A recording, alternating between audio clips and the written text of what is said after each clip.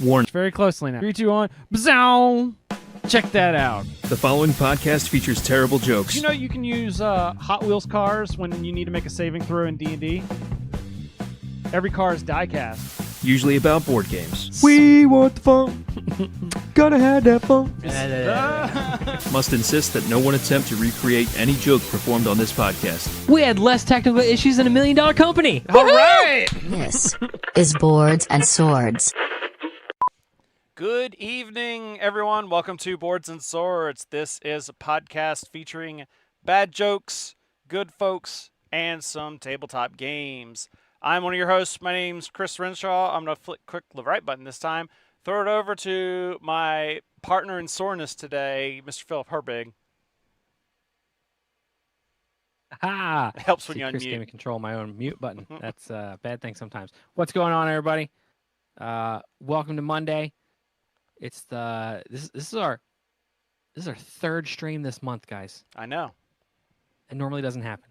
It's almost like there are 5 weeks in this March. We've got shenanigans aplenty. Not really. Well, I mean, Chris is going to let me shenan, and then I'm going to shenanigan. Yeah. Oh, that was a good one. No, Philip. I think maybe for those folks out there who weren't in the pregame lobby, you may have to explain why Chris referred to you as partner in soreness. Otherwise, people are going to have some lingering questions. They have so many questions already. Well, as I say, there's going to be plenty of. There's always plenty of questions, but no, it just Doesn't help that his wife adds fuel to that fire. yeah. The wife's car needed work, and so Don't explain it. Let them wonder. mystery. Anyways, that third voice you hear is Tom, the marketing manager from Evil Hat Productions. How are you doing? I'm doing great. Hey, everybody. I'm Tom Lommel, and I'm glad to be on the show. Thanks so much for the opportunity. So, for those that aren't familiar with Evil Hat, makers of probably my favorite RPG, Blades in the Dark, you might have heard of it. Or you might have heard me talking about it on the show if you're listening to this. But what else would people recognize Evil Hat from? I mean, you know, we've published so many different games, but you know, the top of the lineup would certainly be Blades in the Dark, Monster of the Week, Thirsty Sword Lesbians. It all started with Fate. That's also kind of our biggest sort of homegrown system that people would have heard of, and that had its roots in the Dresden Files RPG and Spirit of the Century. So, but we've also published, recently we published Stewpot, Girl by Moonlight. I'm trying to think of Deathmatch Island, one of my favorites by a designer named Tim Denay. Actually, they're all kind of my favorites, right? But I love the I love the design sensibility, which we can't claim credit for. Tim is what we like to refer to as sort of like a magical unicorn because he does all the layout and design as well as the game design. So when you crack open Deathmatch Island and you look at that kind of like beautiful like Helvetica kind of like corporate handbook kind of layout, like that's just all Tim. It's not us like taking his text and then like bringing some sort of like special flourish to it.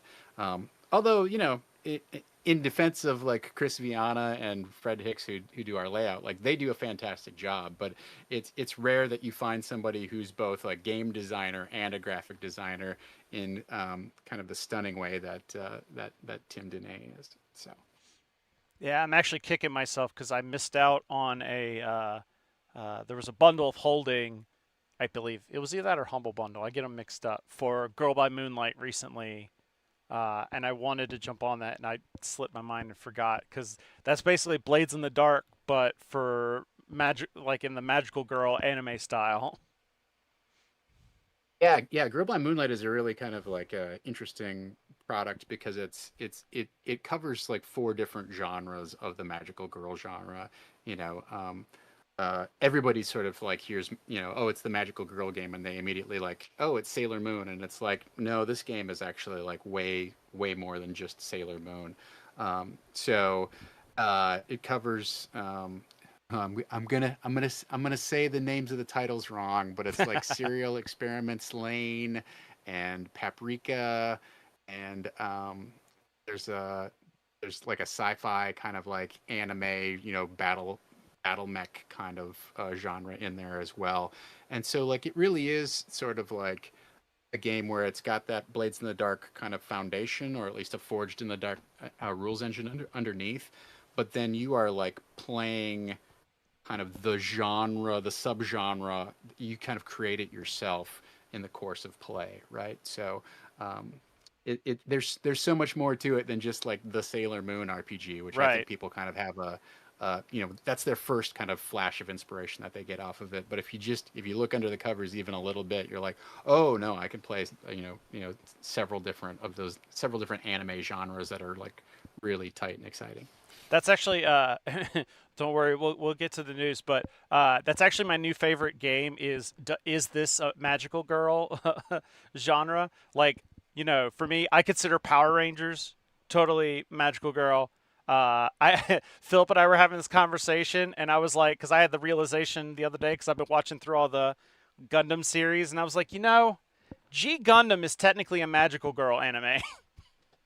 Yeah, yeah. It is that whole, I think Andrew Gillis did a really terrific job of like opening up kind of the lens to go anytime that you are hitting that kind of like climactic moment of like, now I must transform into something greater in order to overcome this, threat or injustice or whatever it is. Like, you are essentially, undergoing a magical girl transformation, even if you are not like if we're very upfront, like magical girls do not have to be magical, and they do not have to be girls. It is about the transformation of Yeah. like becoming your true empowered self. And then at some point you can't maintain that, and you collapse back into what's called eclipse in the game, and you struggle with the daily grind of whatever the genre is presenting to you. So yeah, I mean that's one of the I am very far outside kind of the anime sphere, so like I'm trying not to pretend that I have any kind of like expertise in this realm, but it's really eye opening to look at like how expansive of a view that game has in terms of what is the magical girl genre. Right. All right. Well, we're going to get back to talking about Evil Hat in a minute, but first we've got some news. News. And oh my God, I'm going to start this off by saying there's one story in here from Adepticon, and it's not GW, so get off my back. There was so much news to talk about this week. So much, in fact, I decided we're going to talk about most of it, especially like all the Warhammer stuff, in our bonus bits show, which you might be going, but wait a minute, that's only for patrons. Well, we're going to do it free for this episode. So once we're done with our interview and we sign off here on YouTube, we'll jump into, I made a special Discord channel. We'll jump in there and we'll get into all the reveals from Adepticon. But first, we got our standard stories here. So let me click up here. If a place like Old Navy shut down, that would probably be the best use of the word closed, right?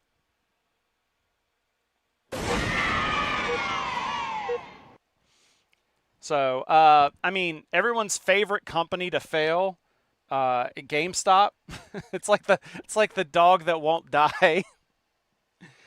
Closed nearly 1,000 stores, and plans to invest in crypto. Apparently, it's closed nearly 1,000 stores worldwide in the past year, and announced that it plans to begin buying cryptocurrency as part of its investment policy, with the release of its quarterly and annual financial reports. So they closed half of those stores were in the U.S., 590 stores. They closed 337 in Europe, etc. So sales continue to decline. Sales were down 28%, down to $1.2 billion from 1.7 the previous year, which, keeps going down from 3.8 to 5.2 the further and further back you go. So them short sales of GameStop not really helping out in the long term. But It helped all those people who got in on it. yeah, exactly. But you go GameStop, invest in that cryptocurrency because there's no way that can go badly. I mean, raise your hand if you've been in a GameStop in the last 5 years. I mean, me, but not for games. Right? The I mean, they had some interesting collectibles, exclusive collectibles that they did, but like, I don't know that I've been in the store since pandemic lockdown. And I remember standing, my buddy and I, one of my buddies and I played a lot of Call of Duty like zombies, right? yeah, And I remember standing in line at 8:15 on a Monday night or whatever it was to get the latest Call of Duty back in 2014 or whatever it was. But I feel like they're sort of in that position where you can either just queue up the download on your PlayStation or Steam or whatever, or you just order the disc. Amazon is eating the retail space, so Yeah. you just order it off of Amazon at a 10% discount or whatever. It's a tough, it's that retail grind. nobody I wants to hate pay say it, but- $5 less for a used game anymore. When you just wait for the Steam sale and it'll be fractions of a dollar. Yeah. Honestly, like I've been seeing recently though, because I have gone into GameStop just because sometimes I'll just poke around and especially see what's on clearance. But like they've been pivoting heavily into the TCG aspect of things. Like you go there and there'll just be walls of like trading cards and like they're doing the PSA gradings that you can like give them your cards and they'll send them off to get graded and say trading that way. So it was definitely interesting. I feel like they were gonna pivot more into that. I will say though, like I was driving to go get breakfast one day on one of my off Fridays, and there was a line outside of our local GameStop that was back down to like the next restaurant or the next store, and I was like, what in the world is coming out that like there's actually people? It was a Pokemon release for the card game. It took me a second, and I was like, there's a Pokemon release. And sure enough, the past couple of releases, I have been seeing like people out the door waiting, sitting there waiting. It's not your Monday night. It's Friday morning waiting for the 10 o'clock for the store to open up. But Well, and I think, to bring it back around to kind of our hobby, like one of the things that is, I know it's still tough times for, your friendly local game store in terms of like tabletop role-playing games. But like one of the things that's keeping them in business is like you have to buy actual physical decks of Magic cards. Yeah. Right? Like there's not quite that same. I feel like a lot of my friends, anyhow, who play Magic, and I'm not a Magic player, so again, I'm just gonna kind of like, this is anecdata, but they want the actual cards, right? Like, Yeah. Sure, they'll dabble online, but it's still something that they care about and they're attached to, and I think it's the same thing for for role playing games. People love having that physical book. As much as it takes up a lot of room, like when you're actually like actively playing a game, I know for me at least, like I want the physical book. I want to be able to flip back and forth in it. I want to put bookmarks in it and fill out even when we're play testing something for Evil Hat, I'm like, I want to print off the character sheet and like yeah, scribble. I want to be able to look at it and not have to like look through my 3 different monitors and figure out what's going on. Plus, I find PDFs, it's just really hard the way that like a PDF loads like a page at a time to get like quickly flip open to reference something. Like, yeah, I like having both because yes, in person and for regular use, I like having the book, but you can't beat the convenience of I want to read this book on the go. I could just load it and have it with the other 500 books on my tablet.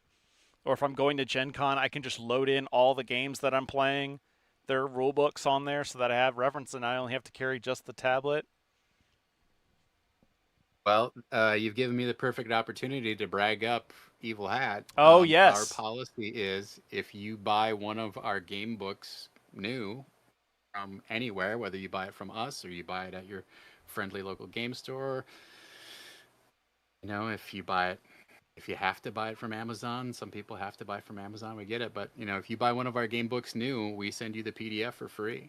So, from our perspective, like if you buy one of our game books, you own both versions, Yeah, that is actually, yes, I have, and I've definitely brought up that in the past when I talk about like how crazy it is that you can't buy D&D PDFs or people that rate PDFs like as much as the physical book. Yeah. Or it's like Paizo is okay because they at least keep theirs pretty, like it used to be $10. I think it's now like $15 per PDF. But yeah, I've definitely done that before where I'll buy an Evil Hat book in the store, and I think it's like you just take a picture of the receipt and send it to, there's either a website or an email. I can't remember which one it was. And then you just get the link. You can email feedback@evilhat.com and we'll get you taken care of. That's our customer service email. And yeah, that's the easiest way is like take a picture of the book with your receipt, and we use a website called Bits and Mortar, which one of our founders, Fred Hicks, actually like started the site Bits and Mortar for all publishers who want to make this sort of program available. Really, it's to help support local game stores, right? Right. So that they have some competitive edge, or at least an even footing with the big sites like Amazon, or just with buying online. So, because I hate to say it, but like there's a lot of knowledge that goes into like staffing the desk at a friendly local game store, and that, I hate to say it, because like that's in danger of going away if that retail outlet collapses. I know we are all getting pushed to more and more online spaces, and consumers are always feeling the squeeze more and more of like, I don't know if I want to spend this much, but like spending that extra $10-15 at your game store is just like well worth it. Like if you don't have a great game store locally, like one of the reasons is like they just can't stay in business. Like people are buying their Pokemon cards online instead of buying them from the store. Fair. There's also an argument to be made is just you can't have bad game stores open. Like I've seen it. I've made this comment before, especially because you hear about it, like comic book stores can't be, and it's just you have to really, it's a lot of work on their part, but like you can do it. It's just you can't half-ass it and like succeed, because you will go under. Yeah. You have to give people a reason to come to your store. Yeah, absolutely. And it's got to have there's a whole bunch to it. Our customer, one of our customer service guys, or our operations guy, I guess I should put it that way, is a guy named Chris Hanrahan, and he used to run a retail store in Oakland, and he regularly talks about like how difficult it is to like maintain all that expertise, maintain inventory, keep on top of what's hot and and what's kind of fading, et cetera, et cetera, et cetera. Like there's huge challenges. But all right, I'll go ahead and move on to, because we still got 4 more stories here. I spent practically all my savings on this like ant farm, but it was like really exquisite, high quality ants, imported from like professionals that know what they're doing. But now my wife is saying I need to watch my fine ants. So more bad news. This is the time of year where everybody's putting out their financial reports. So, but 2 weeks after revealing its 2024 losses could exceed $2 million, CMON delays publishing annual results, citing understaffed finance market. And I posted this just because I find it incredibly coincidental that after posting about their losses possibly being over $2 million, and then a bunch of articles and discussion happening about that. Suddenly, their finance department is understaffed, and they can't publish their annual report on time. Methinks there might be some fudging of numbers. But board game crowdfunding major CMON has followed its profit warning from earlier this month by revealing it is likely to miss its stock exchange deadline for publishing its annual financial results, saying its finance department is currently understaffed. They warned that they could face losses of more than $2 million, saying the rising costs of living have eaten into its revenues from tabletop game sales. It's estimated its losses for 2024, I believe, at between 1.4 million and 2.1 million, with the final audited total originally set to be revealed in the company's annual report by the end of this month. But the Hong Kong company now, it says it expects a delay in those results, blaming changes in certain key personnel in the financial department.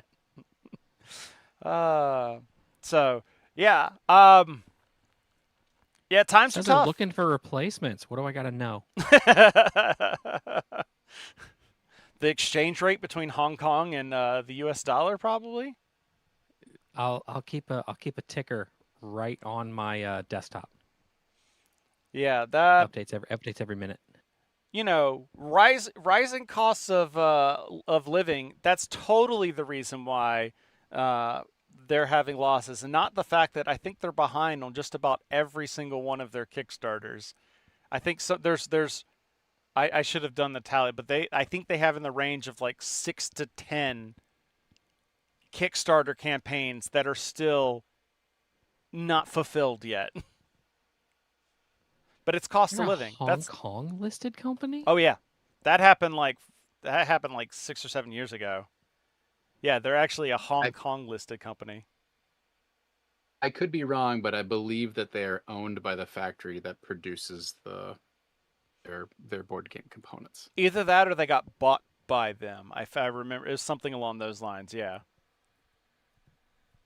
I mean, I'll just chip in with my own kind of personal opinion, but like number one, I think it's really difficult to be in the board game space in terms of the fans always want bigger and bigger offerings, but then it takes longer and longer to get it delivered, and then now you've got all the tariff nonsense that's going on, and the price of shipping went wild, and I don't know that that's necessarily fully stabilized. So like you've got all of that kind of like weird flux and drama to deal with, even if you're not like one of the biggest people in the space.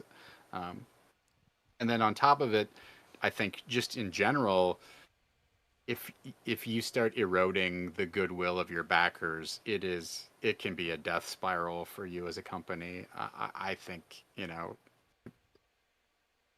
we run a lot of crowdfunders, right? Yeah. Like we generally run 3 crowdfunders a year, which for us is a lot, right? I think, and the things that we try to balance are, one, like what can we as a small company actually like put through the pipeline?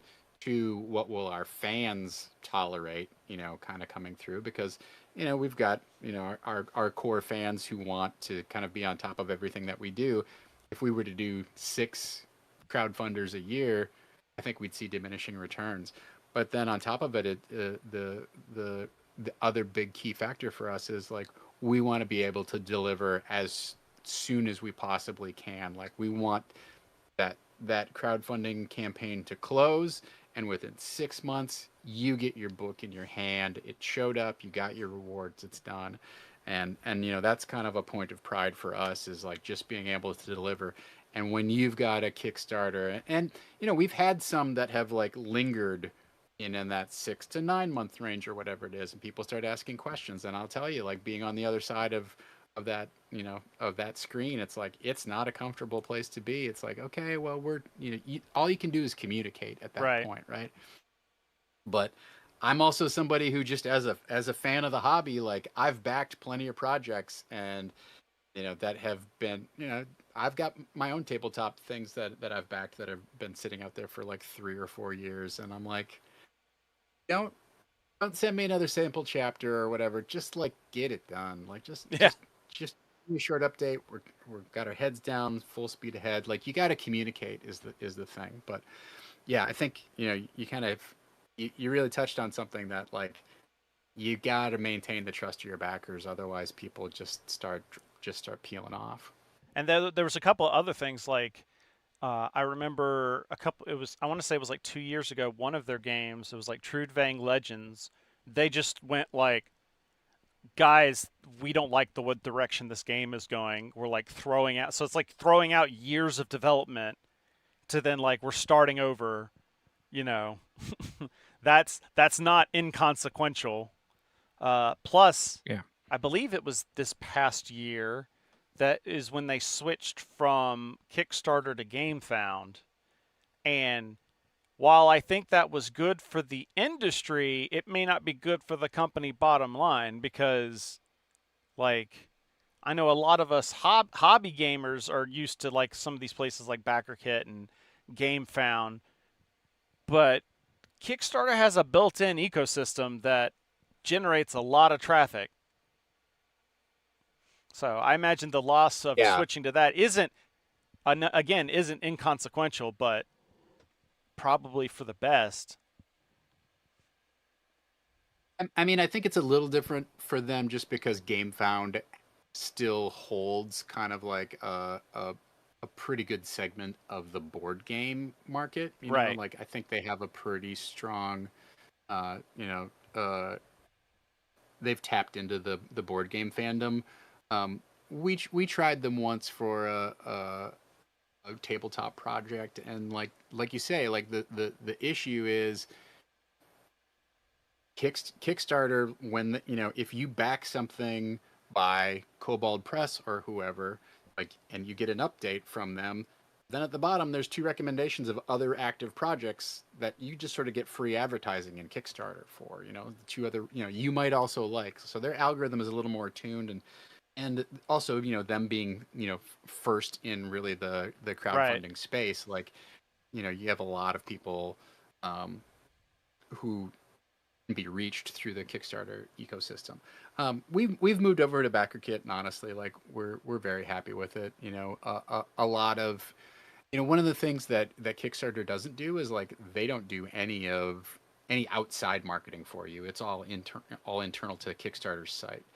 Whereas BackerKit will help you manage a Facebook campaign, and reach out across Facebook fans who are also tabletop fans, and we found that to be very valuable. And then also, it was just like we were doing our projects on Kickstarter, but then paying BackerKit to do the back end fulfillment, and it was because there was nothing else to use. Kickstarter really had. For starters, they had no tools, and then now I don't even know what their tools are like. Yeah, that was one where when BackerKit Anyway. announced that they were doing stuff, I'm like, this makes total sense, and it kind of mitigates some of that loss from switching off Kickstarter, because even if you fulfilled on Kickstarter, or even if you funded on Kickstarter, probably every single one of your backers has a BackerKit account. So you've already got you've still kind of retained that audience. You're going to end up paying BackerKit anyway, so why not get them involved in the front end and have the whole thing integrated? So, yeah. That's just sort of like where we ended up. Also, we really had some core value struggles with some of the decisions that were being made over Kickstarter in terms of like the blockchain stuff was really like that became a problem for us. It like, were people going to pay for projects in Bitcoin? Were you going to have NFT projects on Kickstarter? Like, we did not want to be next to an NFT or an AI generated project. Nope, that totally makes sense.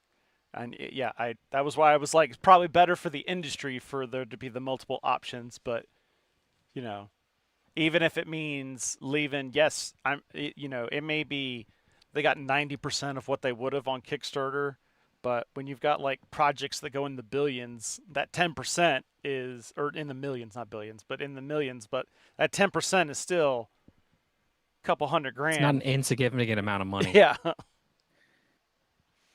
Well, it's just also not good to go back to your investors and say like, oh, okay, we had this many million in the tabletop space, and now we have this many. And you don't want the line to go down. Right? Yeah. But all right, time for some real. We're gonna go from down news to just awkward. Just this was. I had to not. There's no way I couldn't talk about this on the show. I tripped on a frisbee and injured my back. I went to the doctor, but I might need a second opinion. I already told him what happened, but he won't stop saying I have a slipped disc. So, the board game Wingspan now sponsors a pro frisbee athlete. Okay. Yeah. Birds fly, frisbees fly. It works. I'm here for it. You know what? I didn't even think about that. But Stonemaier Games, publisher of the beloved board game Wingspan, is sponsoring professional disc golfer Jeremy Big Germ Colling for his 2025 season. The pro athlete has been a massive fan of the popular bird-themed strategy game for years and now has a formal sponsorship deal to promote it.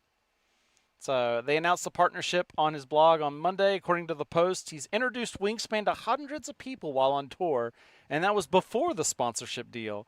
He even visited Stonemaier Games' home in St. Louis while touring for the 2023 season. He loves the game that much. I mean, when you put it in that sense, it makes sense. It's just weird. Like, Yeah. Now we're gonna get a the next thing from I want royalties if this happens. The next thing from Wingspan is now gonna be a a reflex game. Dexterity game. Dexterity game, yes, that one. It's going to be a dexterity game now. Yeah. There's going to be a Wingspan themed arm span. It's yes, arm span. Yes, there we go. Chris, you're in on this too. Yeah, boom, arm span. Yeah, I mean, I think from to put my marketing hat on for a moment, like I think one of the continual challenges is like finding new markets, like finding new audiences for your game, however that may, and however you can do that is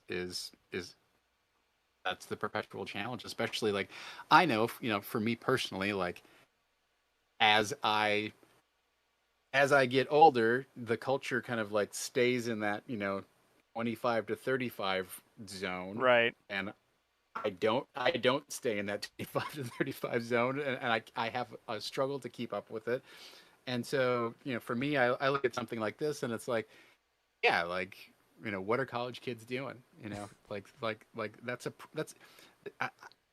I look back on my 20s and 30s as like just a bounty of riches that I probably, like, some of it I wasted, but some of it, like, I'll never be able to replicate because, like, I was single, I had money, I had free time, and I could like spend it on like the hobbies and other kind of things that I loved. And then, you get into your late 30s and you get into a relationship and you have kids, and all of a sudden it's like, oh, I only have like 8 hours maybe during a week that I can spend gaming in one way or in one form or another, recreationally, rather than having, literally like 60 hours a week to do whatever I wanted to.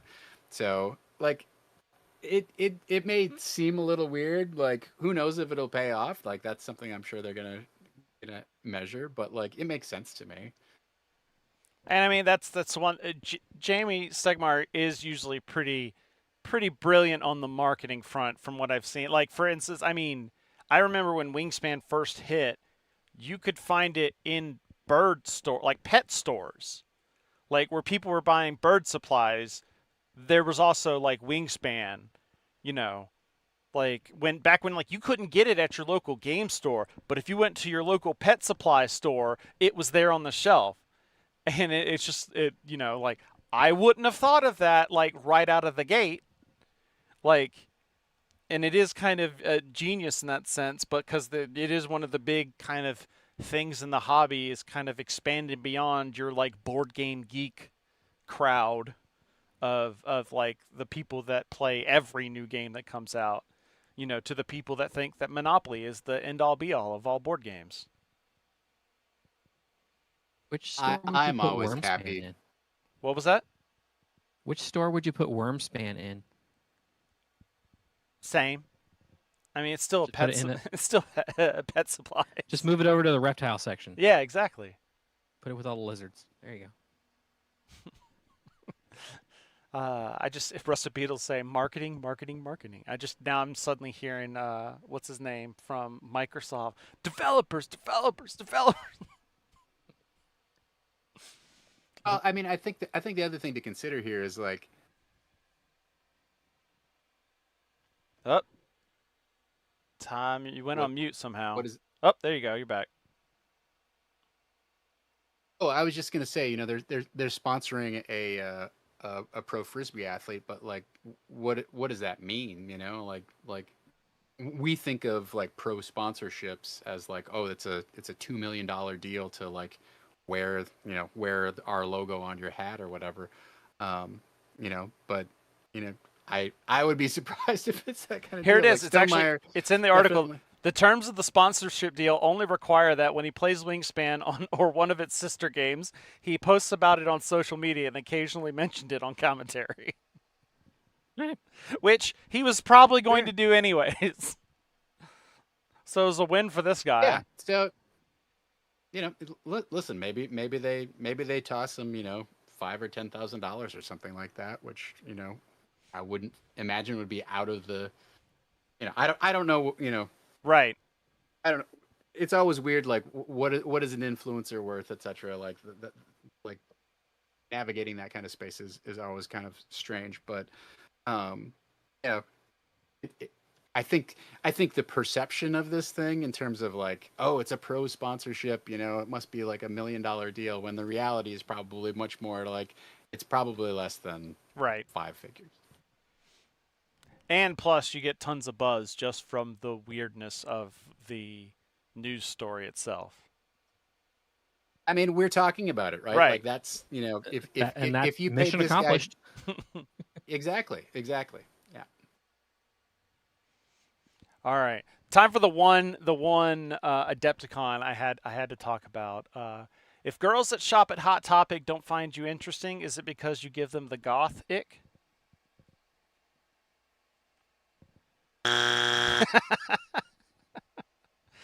So, is Battletech new Gothic spinoff a play to win over Warhammer 40K fans? So yes, there were some leaked pictures that came out about 2 weekends ago, and then it got officially revealed at Adepticon.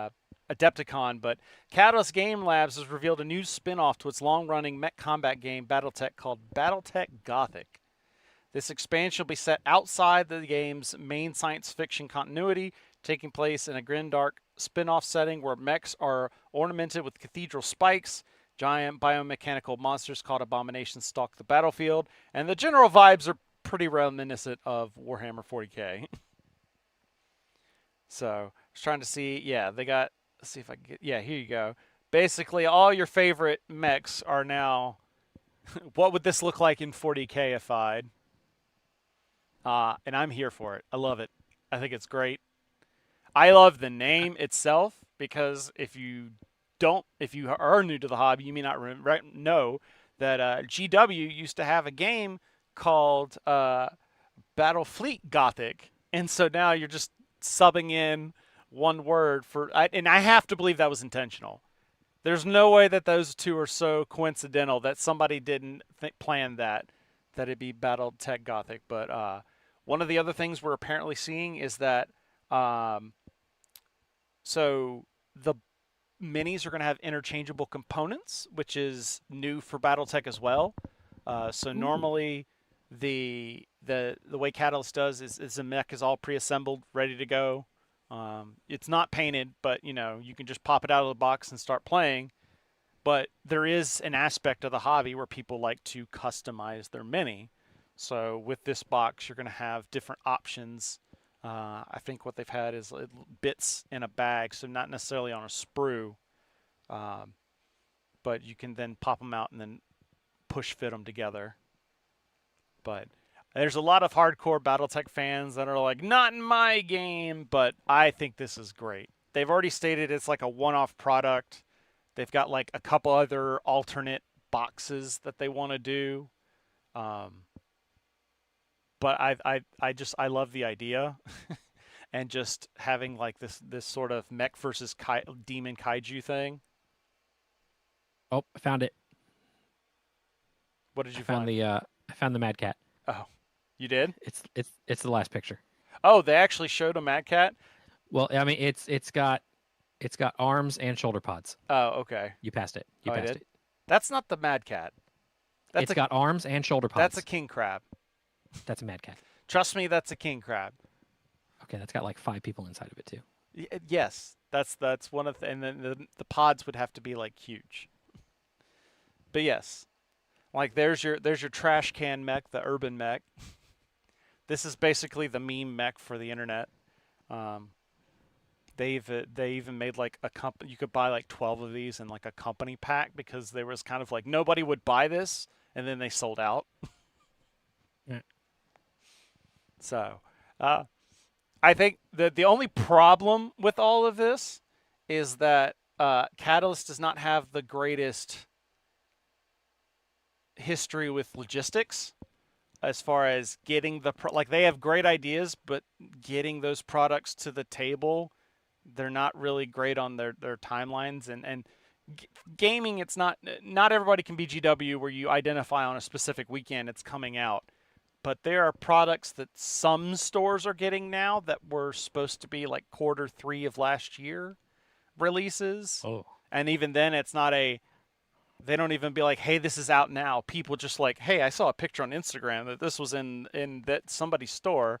Why isn't it in my store kind of thing? Like, that's how kind of random it is. And it's like, I feel like if they were a little bit better on getting product out regularly, then the company might be like, or the reception might be like, okay, if it's not for me, I just won't buy it.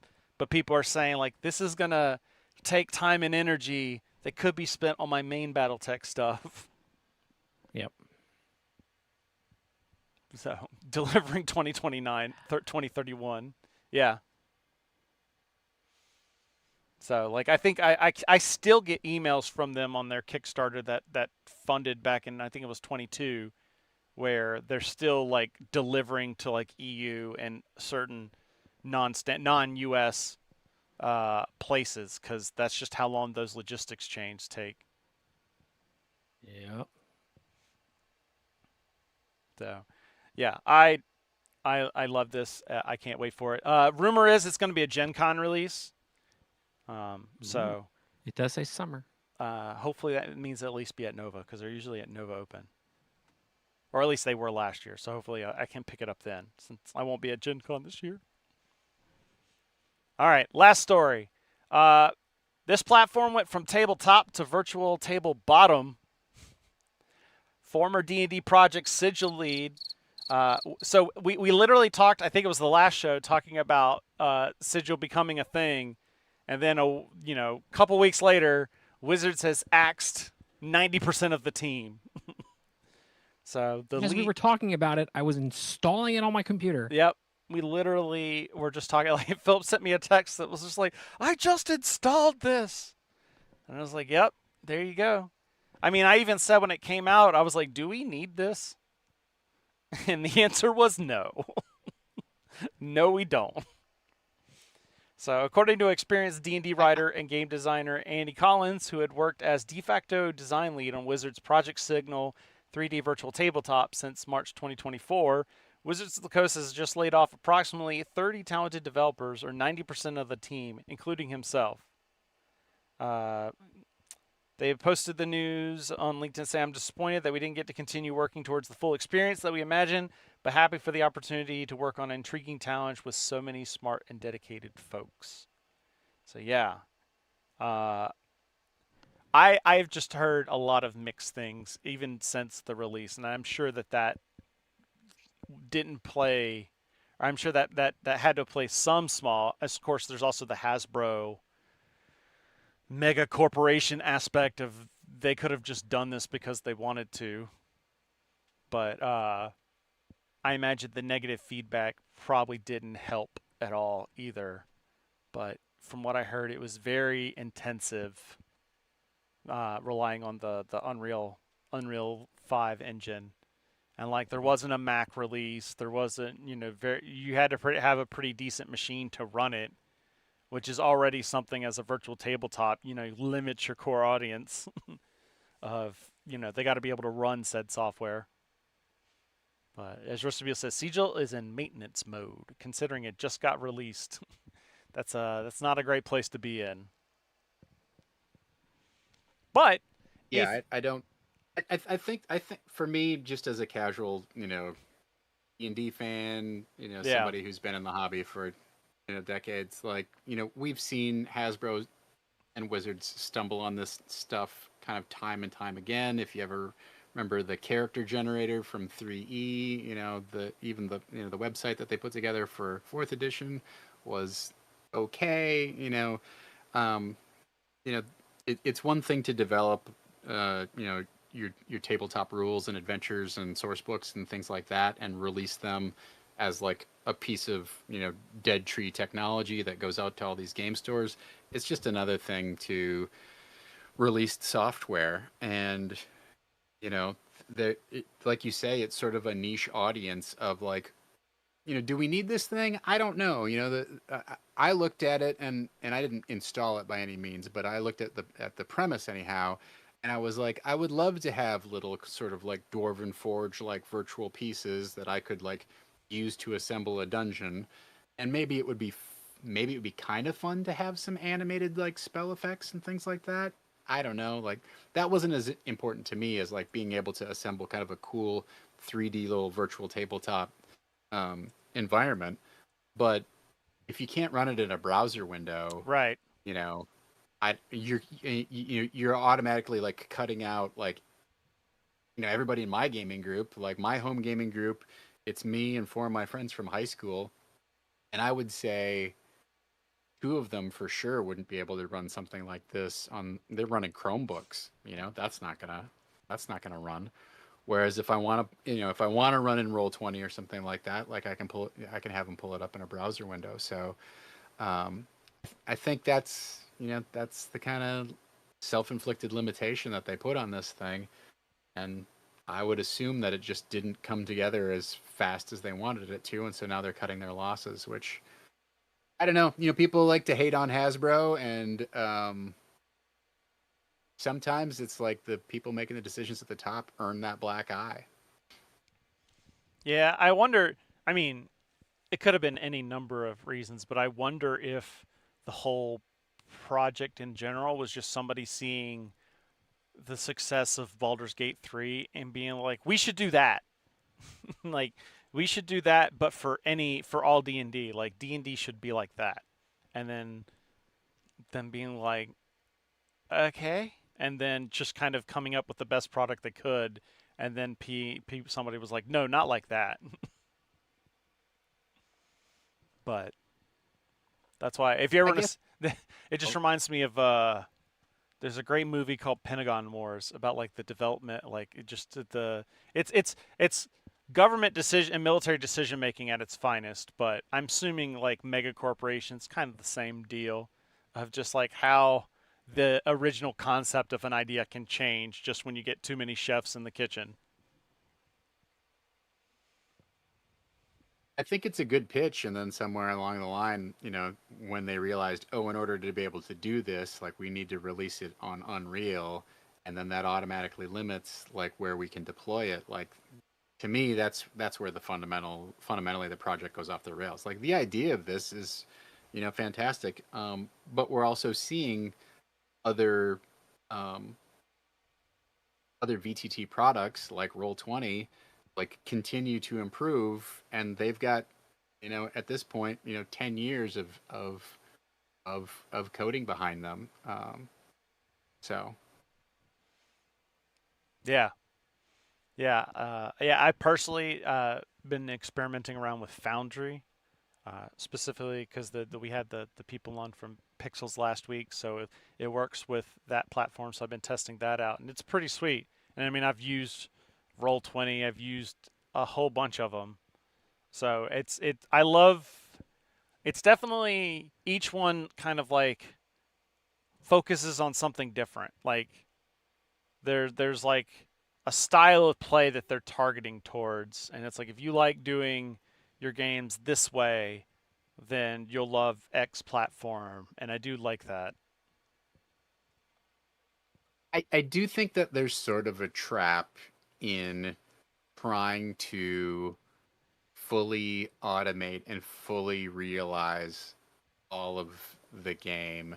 Oh yeah, Because unless you can do that in such a seamless way that it all sort of disappears, um, then the one thing that I like I would rather just sort of have a whiteboard that I can put a map on and I can make little scribbles around the edges of like this big X is an ogre and this little X is you and your Warhammer or whatever. Because I do not want to spend 10 minutes of watching one of my fellow players go, um, wait, so it's not calculating. How do I need to include, I'm getting my flanking bonus, but it's not showing. And you're like, okay, yeah. When if the virtual tabletop gets in the way of the actual tabletop, right. that's where I really start to like go, guys, couldn't we just be having a Zoom call and like somebody shares like the map on their screen? Right. Call it good. Yeah. I trust you to roll your dice. If you rolled a 15 and you needed to add 7, add 7. I don't care. But what I don't want to do is like have a tutorial every week on how the VTT works.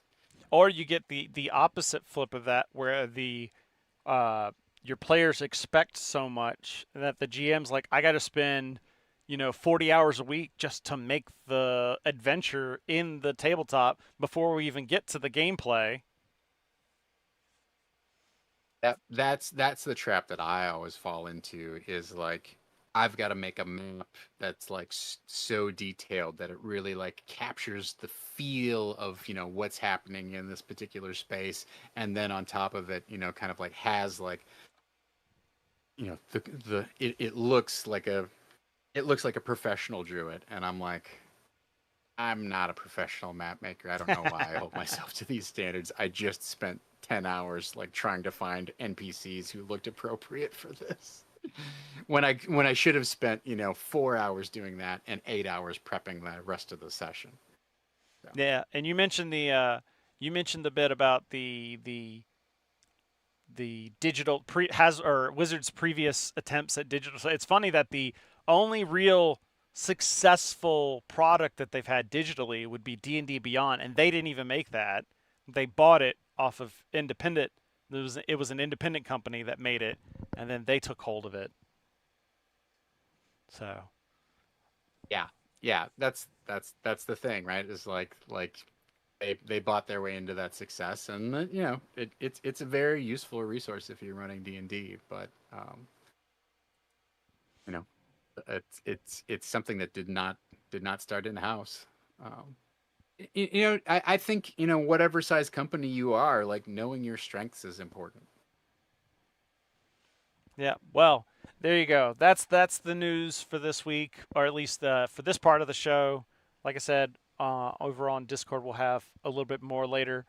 But getting back to talking about Evil Hat, so you brought up the. So how long have you been working at? Let's start with how long have you been with Evil Hat? So I believe it's close to 10 years here. Oh wow! I started in 2015. And was originally just brought on to do social media type of stuff because they didn't have the bandwidth to do that. And now I'm the marketing manager, and so a lot of that is I still do all the social media stuff. A lot of it is basically copywriting. So anytime you look at one of our crowdfunding campaigns, anytime you pick up one of our books and look at the back cover, there's a 95% chance that I've written that, right? So those are a couple of my duties, is sort of like copywriting to like bring the message into focus, and kind of like sell the pitch of the game as succinctly and in an engaging manner as I can. But then also, we have a new creator support program that we spun up for people like you who are, sharing news, sharing their passion about the hobby. And so I manage that with a guy named Frank Fields. I also have, have input on the structure of our crowdfunding campaigns. So when we're looking at doing something above and beyond, um, so for instance, in our most recent Monster of the Week campaign, um, we let me bring it back around to like Stewpot, right? So when we were crowdfunding Stewpot, it was like, well, what sort of extra things can we do that would give people the incentive to pledge at a higher level, right? Because the truth of the matter is, like, if you want to have a $7 million crowdfunding campaign like a Critical Role or Brandon Sanderson or whoever, like if your book is priced at $35, you're never getting there. Like, Right. it's just not happening. You need whatever, you need like 2 million people to pledge at that $35 level in order to get a $7 million crowdfunding outcome. So we've started implementing the same strategy that everybody else does, which is, let's do a limited edition cover. Let's offer some campaign exclusive goodies that people they are would be very willing to pay a little deluxe. bit more for. They are very. Got one of the. I did not. You got one of the rare Blades in the Dark books. Yeah. So funnily enough, I didn't back the Kickstarter, but I just happened to play it, or I either play it or I watched a video on it or something. And like it was like the late pledge or when the books first got into the Evil Hat store, and so I managed to get the deluxe version of it, and it's so nice. The artwork is so good.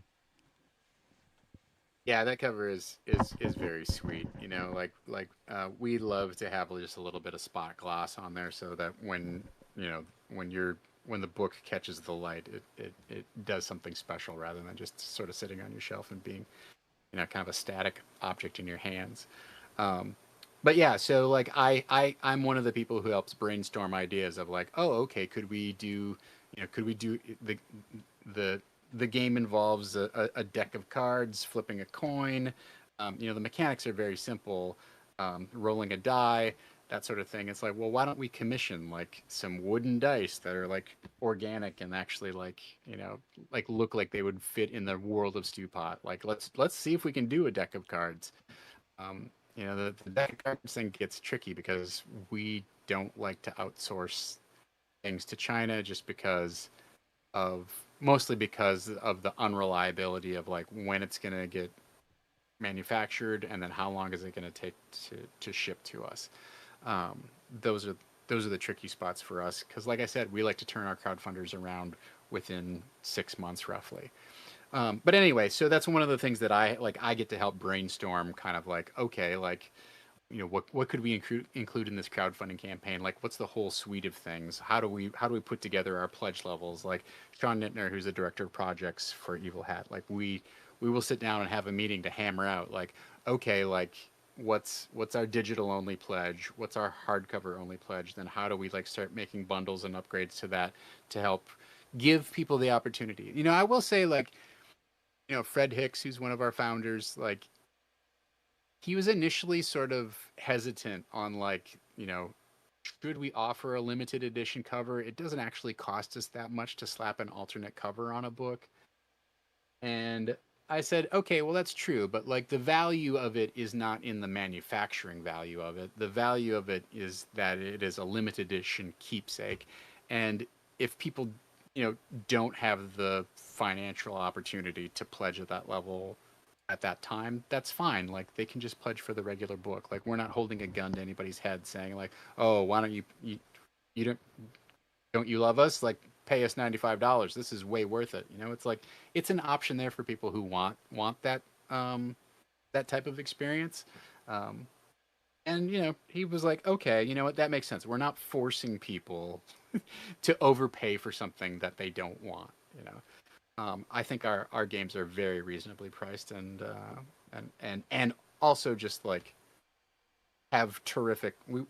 Fred really takes a lot of pride in. We wanted to deliver a book that you own and love and are going to be proud to have it on your shelf, in your hands, at your table.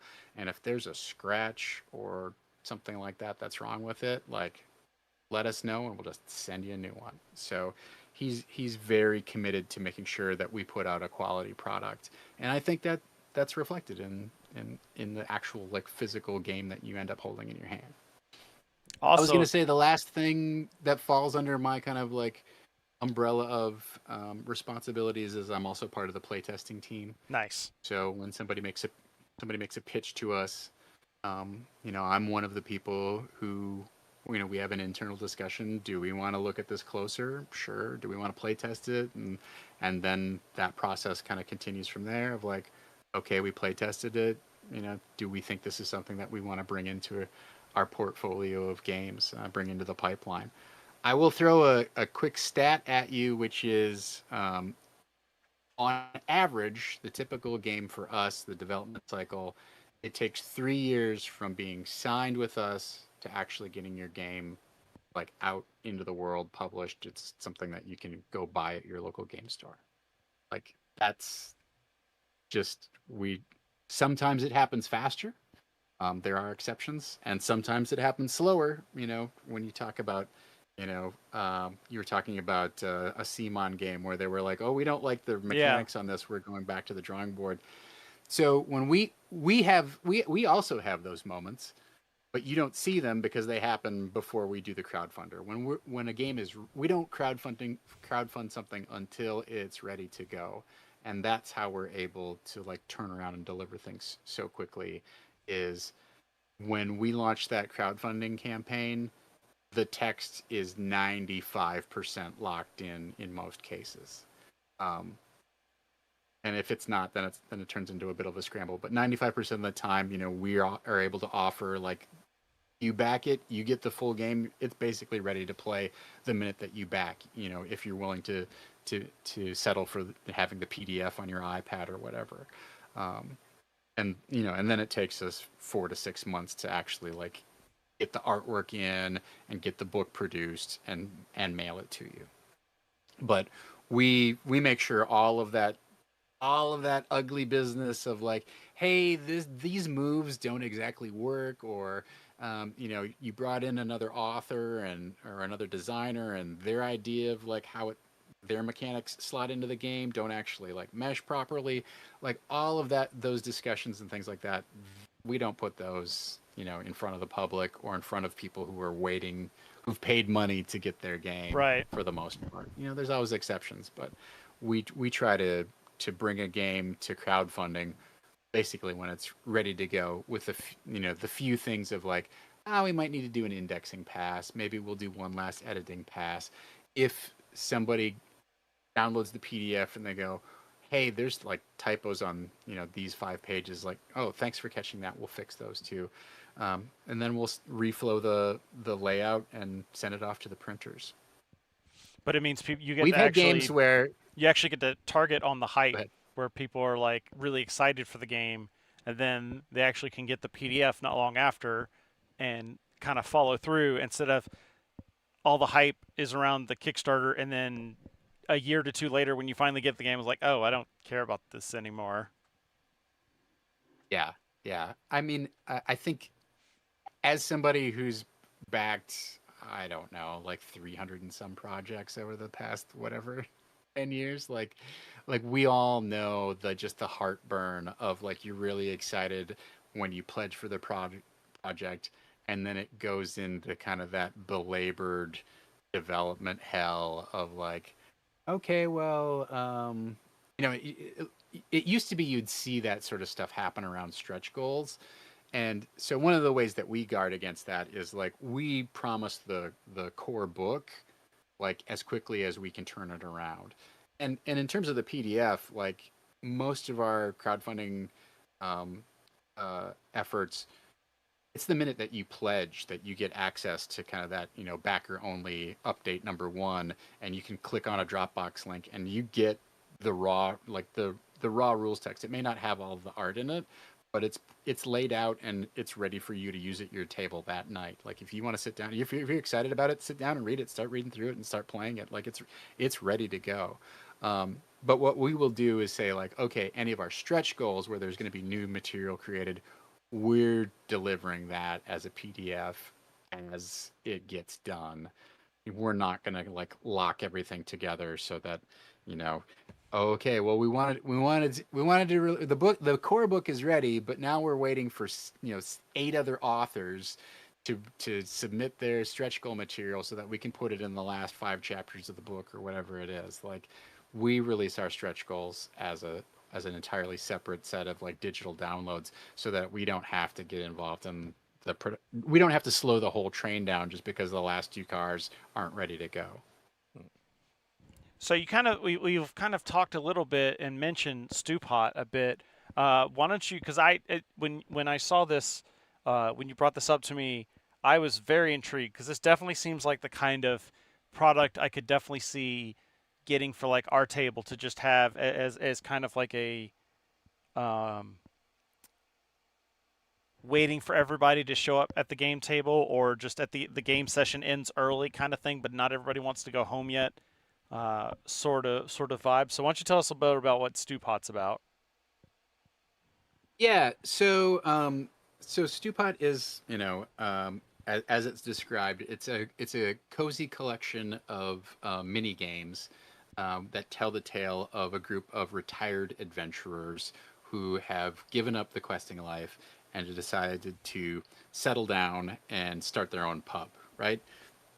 And I think, kind of the genius idea here is like the designer Takuma Okada has created a game around that classic fantasy trope of like, well, what would it be like if we just like, what would our retirement look like? What would it be like if we gave up the adventuring life and we weren't just like slogging our way through the dungeon and having all of these kind of like high fantasy adventures and getting ourselves into kind of world altering conflicts. Like, what if we were the guys who ran the pub? And I think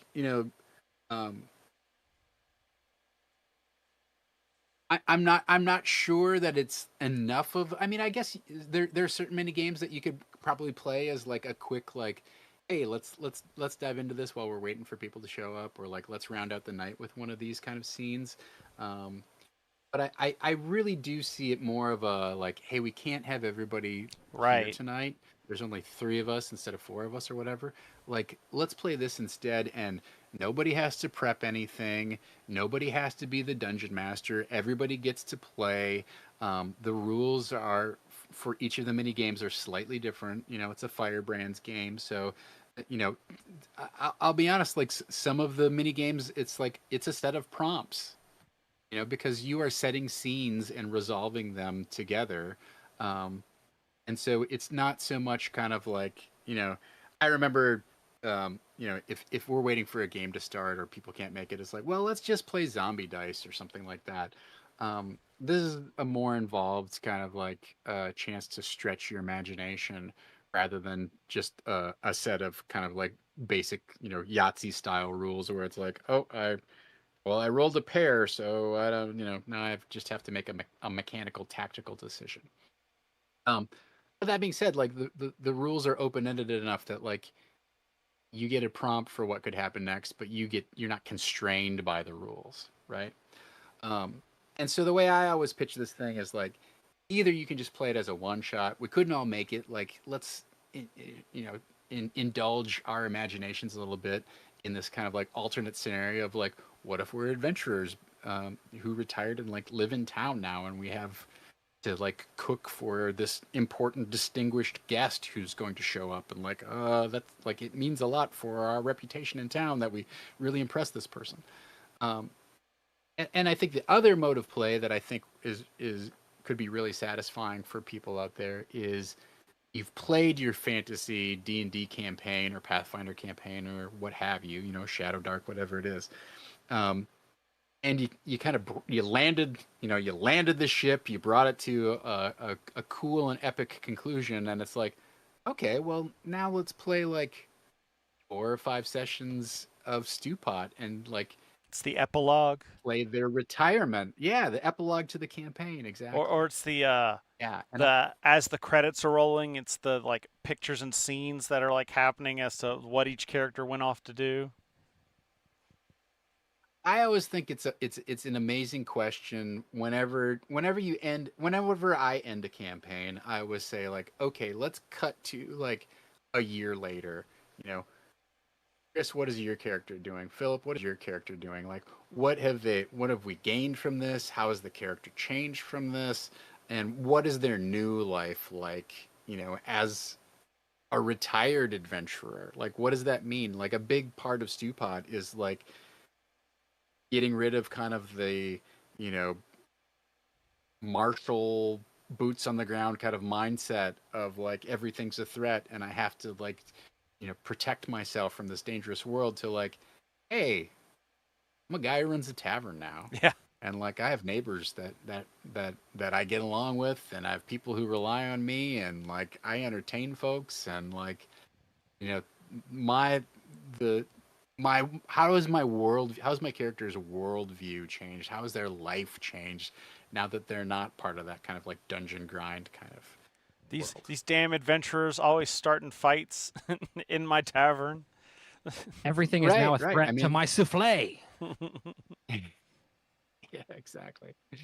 Yeah, so I mean, those are the two ways that I would really recommend people to kind of explore it. Either as, you know, you can certainly like start your own game of it as a one shot and see if you want to keep playing it, or it's flexible enough that you can just import your characters from your D&D game and drop them in, and you know, because it's, you know, running a tavern is not about who has the most powerful magic sword or who can cast a 9th level spell. You know, um, it's it's about your worldview and like dealing with kind of like the it's very much a slice of life game. You know, where you're dealing with kind of like these seemingly mundane challenges, but they also have like important consequences attached to them. So yeah, I think one of the genius aspects of it is that it's a game that's very easily in conversation with like your D&D campaign or whatever. But I mean, it doesn't have to be the end of the adventure. I say that because we had a D&D campaign where our party did this, and like we had our own tavern that was kind of like our home base. And you know, if you just want to spice up your campaign with some extra background flavor, you know, with a new setting that you can come back to, and maybe, and you know, put some NPCs to come, you know, to advance the story a couple months down the road, you could start with this and then give you some plot hooks if you're the GM that just needs some, you're just reaching for ideas kind of thing.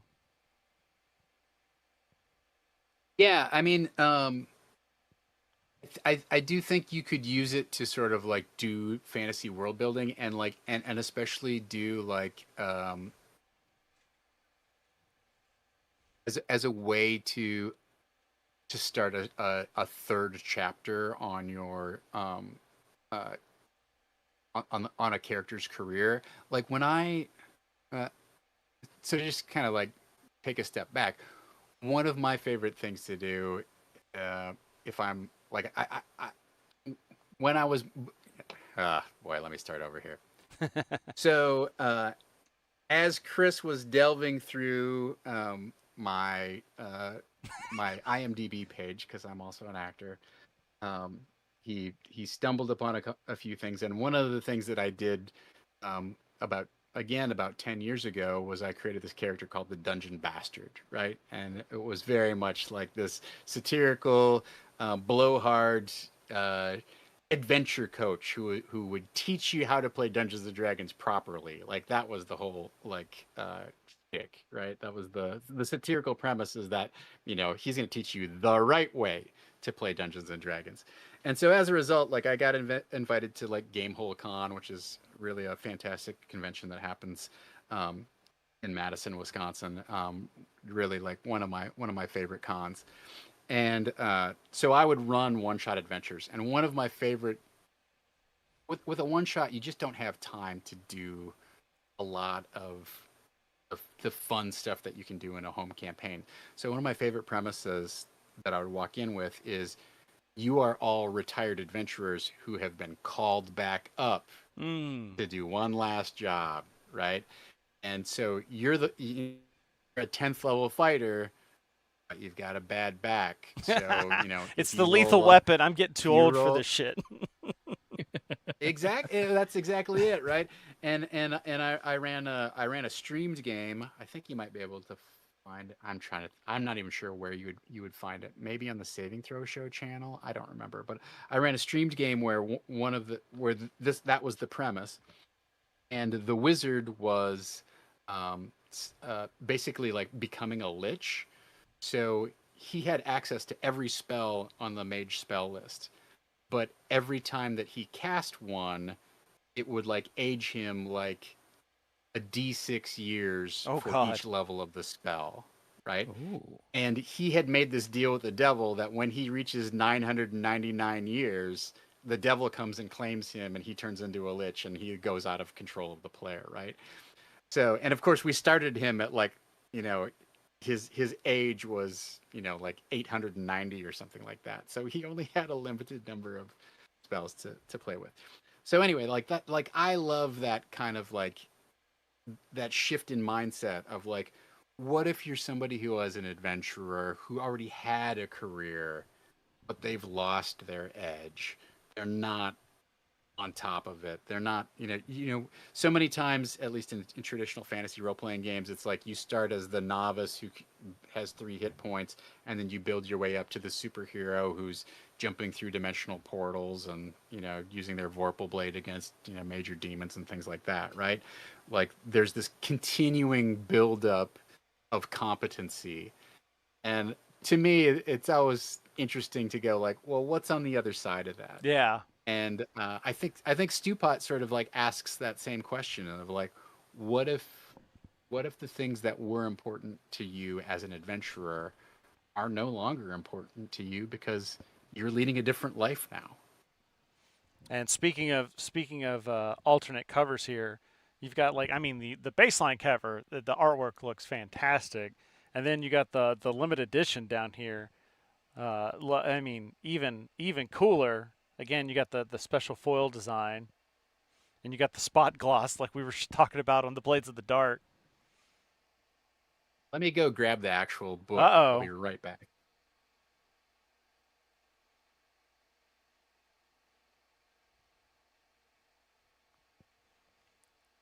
So is it funny the way when he's talking about the Dungeon Bastard? And I'm like, oh, it's the way Phil plays the game. I'm just this looks great. I mean, All it's the got Stu it's got Pop wooden stuff dice looks though, so I mean, Well, you have a limited window to try and claim those wooden dice. Well, no, because I famously hate wooden dice. That's just a me thing. Yeah. They just don't feel right. Yeah, they don't have the weight. Like I agree with you on that piece of it. I'm trying to remember the name of. I didn't source them.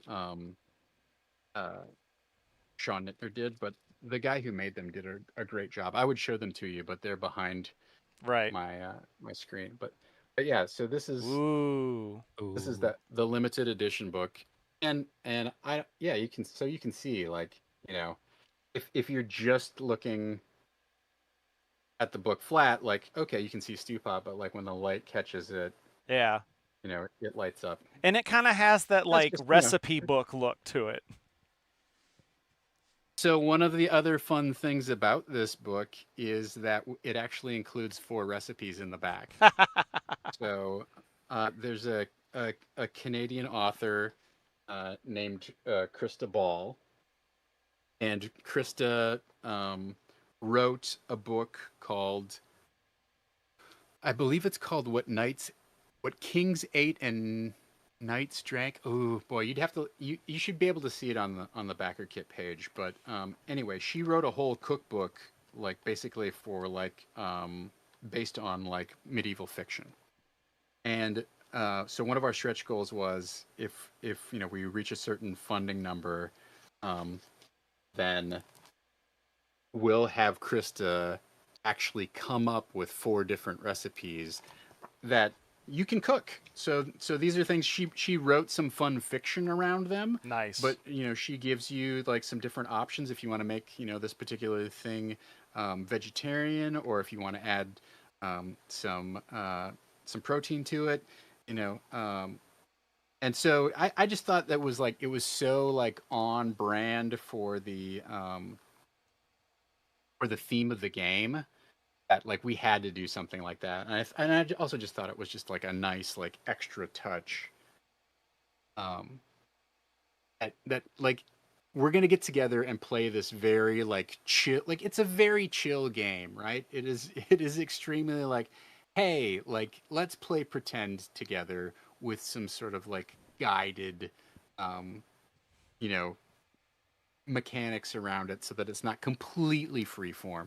But we're gonna just sit around and play this cool game where we get to kind of like talk about like what life would be like in this town, and like how our characters like. One of the fun mini games that's in there is called Swords and Skillets, and the basic premise is, so the name of the book is What Kings Ate and Wizards Drank. And it's a book that's just full of medieval style recipes that you can actually cook. So whether you're having a theme night for your game night, or you're thinking of doing some sort of like Renfest type of thing, and maybe you want to have like a little get together before you all head out to the Renfest or whatever, like you can use that book as a recipe book. And so that's how Krista became involved, was because of that, and because my wife is friends with her. But I just felt like it was just incredibly like on brand for this whole experience of like, oh, I was talking about Swords and Skillets. Sorry. So one of the premises in the book is that when adventurers have magic items, sometimes they start to decay and they break down, and that becomes a problem. Like if you have this magic sword, like, hanging on your wall or sitting in your closet, and it doesn't get used for a while, like it starts to like kind of have like magical kind of like bleed, and you get to kind of decide what that means. But like the basic premise is like, you've got to take a treasured magic item that you like earned in your adventuring days, and decommission it. You've got to melt it down. You've got to like turn it into a pan that you cook with or something else, and it kind of like it embodies that whole idea of, well, what if I have to, what is the transition from my adventuring life to my civilian life? Like, what do I give up in order to like make that transition? So now it becomes my +5 skillet of auto flipping pancakes. Yeah, I was Sure. going with like this used to be like the broadsword of arcane flame is now the skillet of maintaining temperature. Yeah. And one of the other things I'll mention on here, and I've already done this myself, is there is a sample PDF that you can get on here that actually has a couple of the mini games, especially like the first mini game that's kind of like setting up the shop, or the tavern, and kind of ties in with the community bits. You can get that right now on the backer kit page, and see if it's even something like your group would want to do. I'm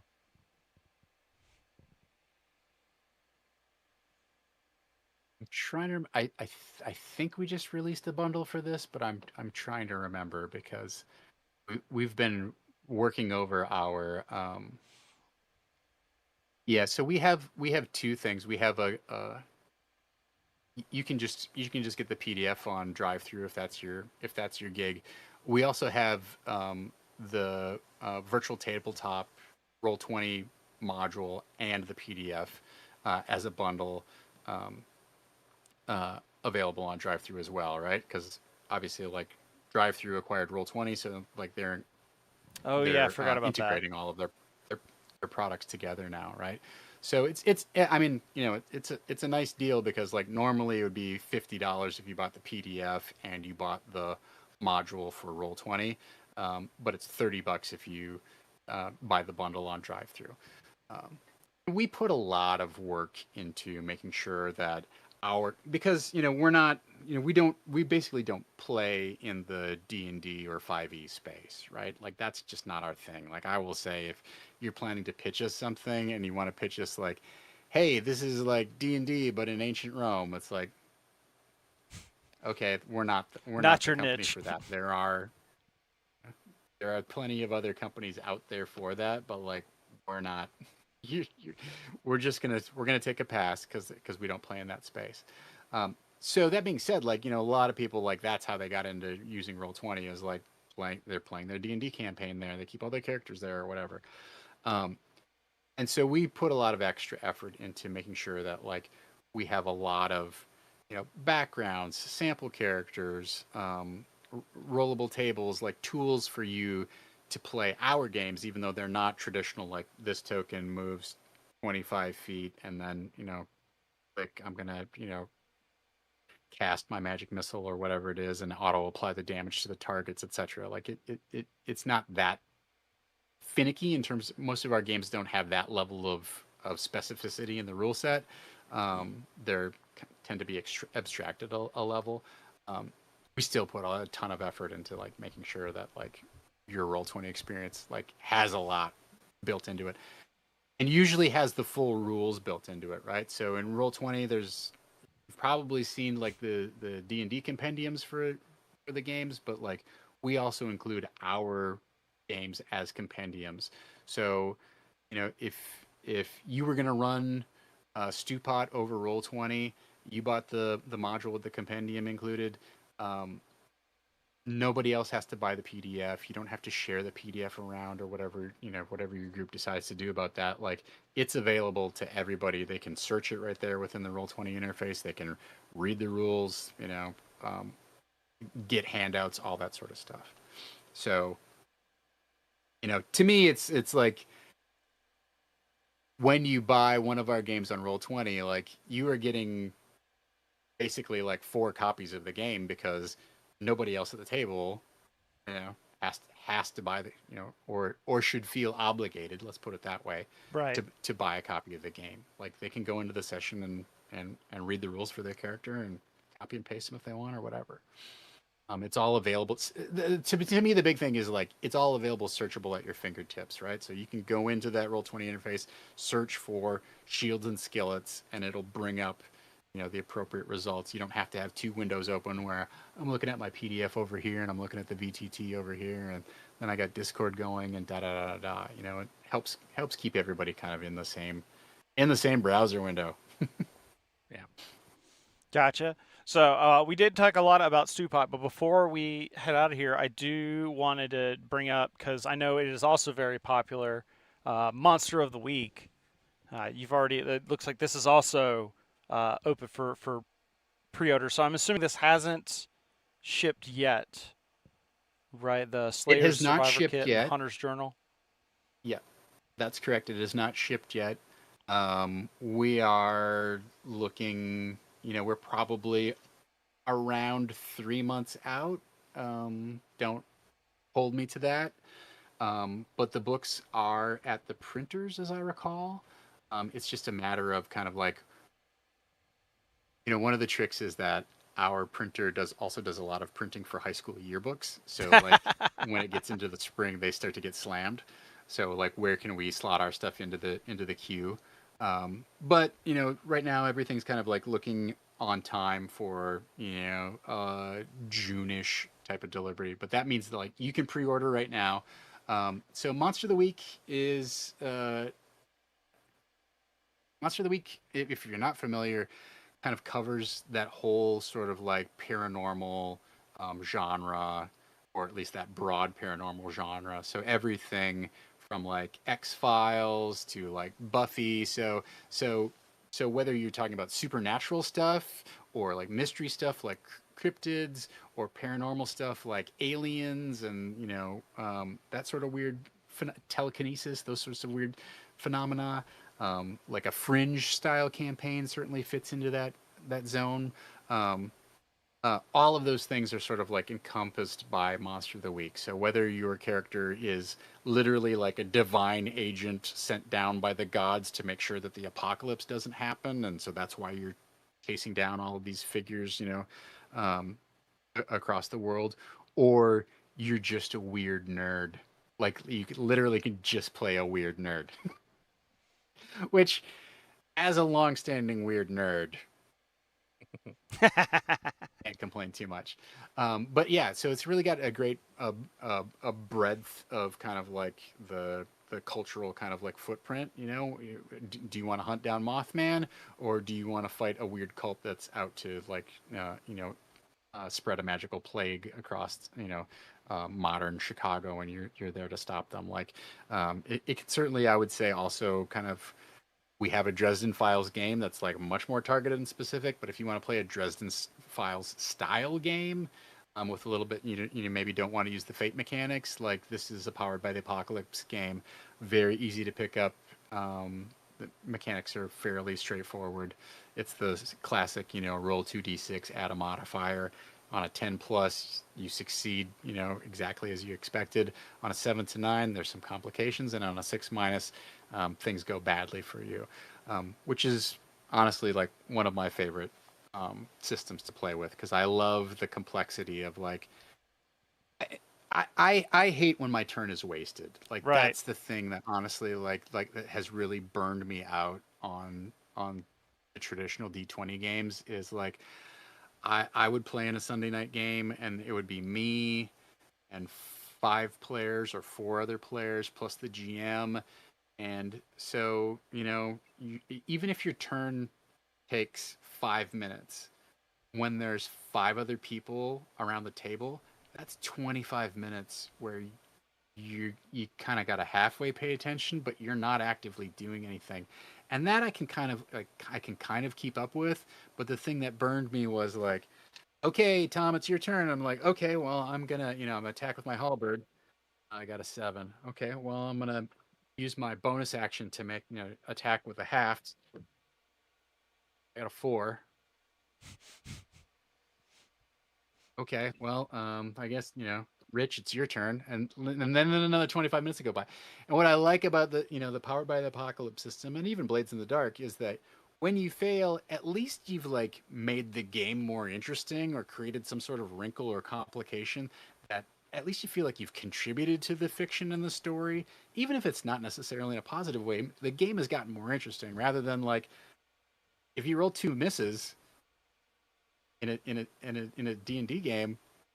You might as well have not even taken your turn. And then you have the night. Then you have the night where you're rolling bad constantly, and you're just like, I didn't do anything all night. It's so frustrating, and admittedly, like we can all have an off night of gaming, but like so, Monster of the Week is very easy, streamlined to pick up, and then these are supplements for it, right? Like this game famously blew up when the Adventure Zone started playing it. And it's sort of taken off from there.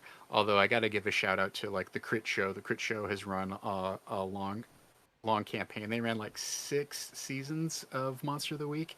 And if you want to learn how to GM this game, or you're interested in playing it, I really encourage you to go listen to the Crit Show. They do a great job of like navigating that. Like, okay, well, what does a partial success mean? Like, what does failure look like where it's still interesting, but you don't feel like you absolutely got hosed? These 2 supplements, so the Slayer Survival Kit is more of what I would consider sort of like nuts and bolts expansion. So there's new hunter types that you can play. Which the hunter types, those are your basically classes if you want to think about them. They're new playbooks.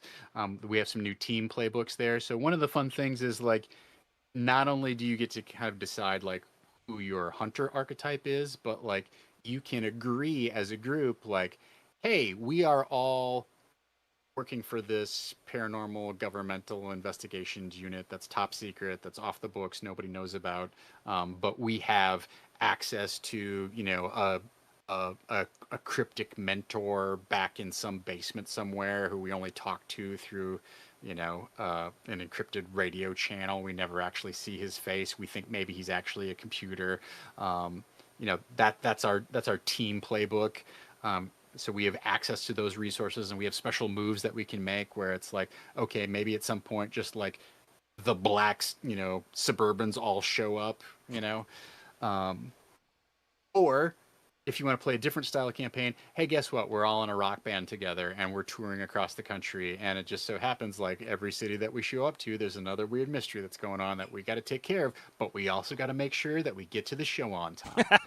So those are the team playbooks. There's also things of, gear and that sort of stuff. Hunter's Journal is a little bit more, let's find ways for you and the GM to personalize your story.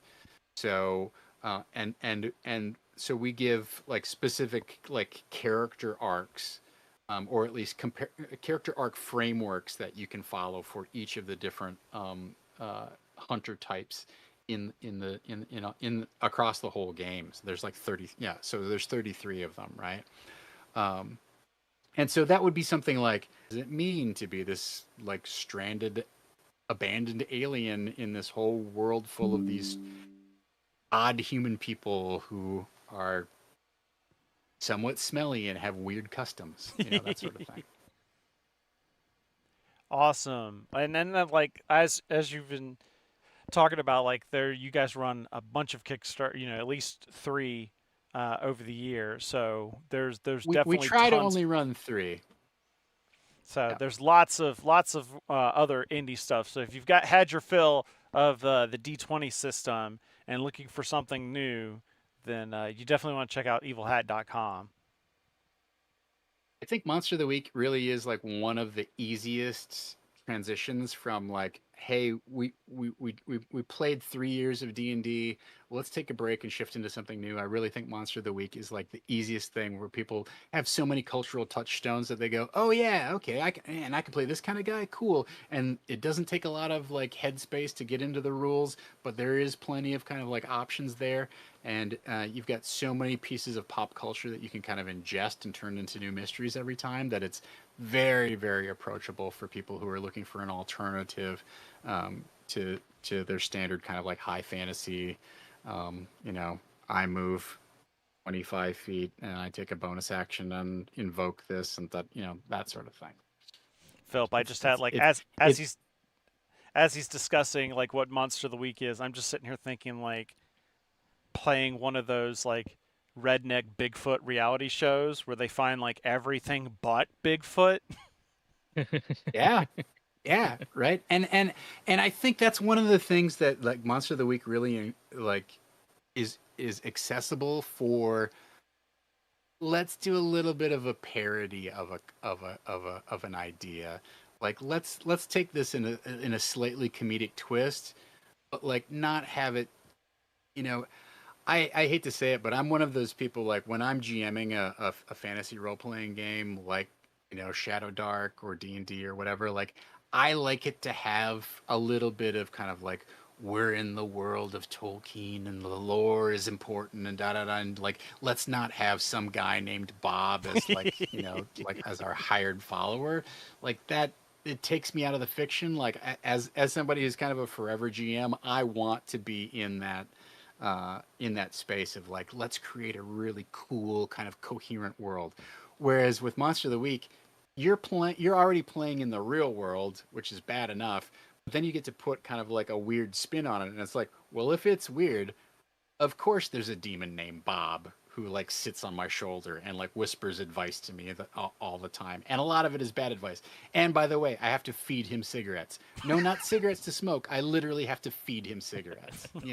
Like you have permission, and it's still kind of like canonically, like tone wise, still holds together in that space. That's one of the things I really like about Monster of the Week. Awesome. Well, thank you for coming on the show and talking to us about all that. Obviously, there's the website, evilhat.com, but where else should people go to stay tuned on what's coming up next? Oh, I think the easiest thing is if you're on Blue Sky, follow us on Blue Sky. It's evilhat.bsky.social. Like we haven't tuned our We haven't tuned our handle specifically to @evilhat.com, although maybe we'll do that, but you should be able to find us either way there. But yeah, follow us on Blue Sky. That's where everything's like updated the most.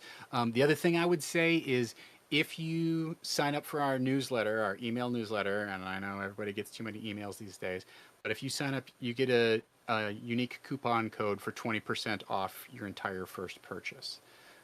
And keep in mind, like if you buy our game books for us, you immediately get the PDF for free. Like that's just included in the price. So if you go buy Monster of the Week right now, if you sign up for our mailing list, you get a coupon code. You can then go to the website, put that coupon code in, and get 20% off everything that you buy there. So the email list and Blue Sky are the most reliable ways.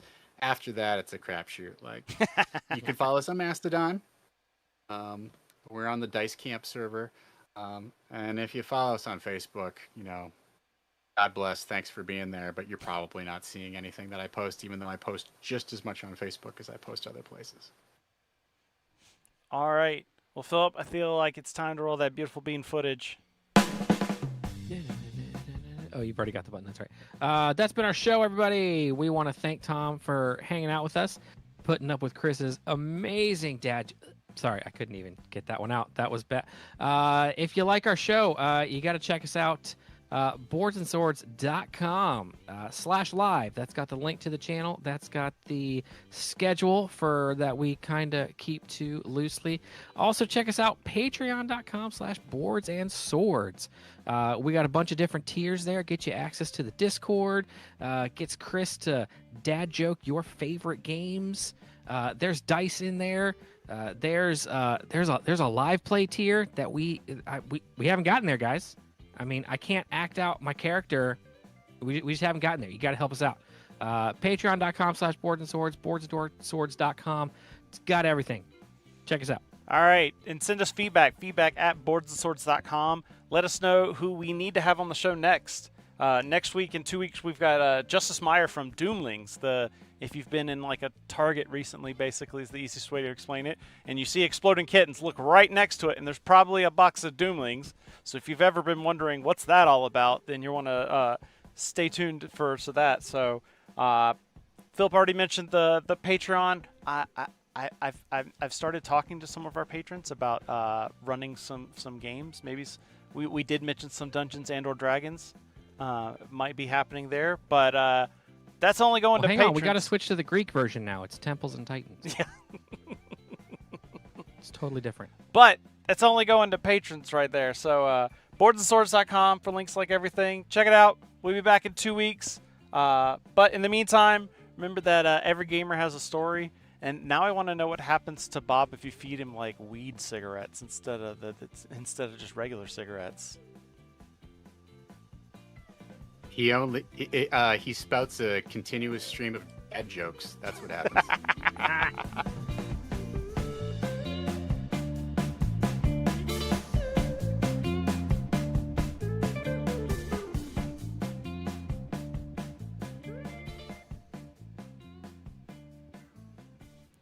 All right. Awesome. That was great. Thank you so much. So thank you. I was a little worried how we'd fill the time, but guess what? I always have another thing to say. Yeah, and we didn't even get to like half the game, so it's all good. I'm still trying to figure out like Chris was talking about weed cigarettes, but what if like menthols or hundreds or slims or like unfiltered or like come on, like we got to come up with a table, man. You roll your own. I mean, I think that's like that's the fun part of being able to play in like that slightly skewed modern kind of like zone of the modern world, but weird things are going on. Is like, yeah, like look at all the stuff that just inspires, where it's like, oh yeah, I have to feed him cigarettes. It's like, oh okay, well what else happens? No, I would make it so like he has to have like pick a brand, whether it be like Newports or something like has to be Newports. Or else you get like you get cursed or something. Yeah. Well, now you're inspiring me to start a Monster of the Week campaign, and I don't know that I have time for that. All right. For those in the chat, like I said, I'm gonna stop the stream here, but we'll be in the Discord special events channel, not the Patreon one, the one that's open to everyone this week, and so we'll be in there in a minute.